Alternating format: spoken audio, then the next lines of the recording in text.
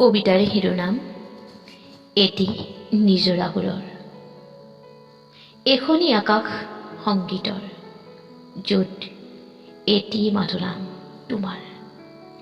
তুমি এটি ভূটা তৰা আমাৰ মন আকাশৰ। তুমি এটি মাথো সুৰ নহয়, তুমি এটি নিজৰা সুৰৰ। পাহাৰী জুৰিৰ দৰে বৈ অহা তোমাৰ সুৰে বৈয়াৰে হিয়াজুৰ পৰা এবুকু শান্তি।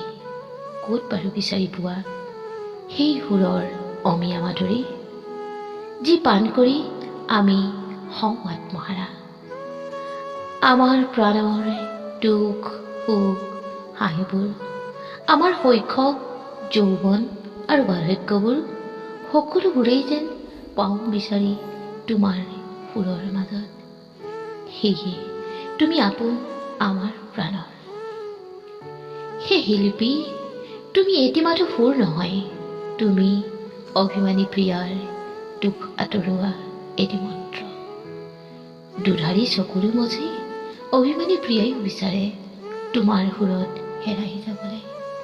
তুমি সেই সুৰ, তুমি সেই সুত, তুমি সেই বৰষুণ, য'ত সকলোৱে এবাৰ উটি যাব খোজে, এবাৰ তিতিব খোজে, এবাৰ পান কৰিব খোজে অমৃত মাধুৰী।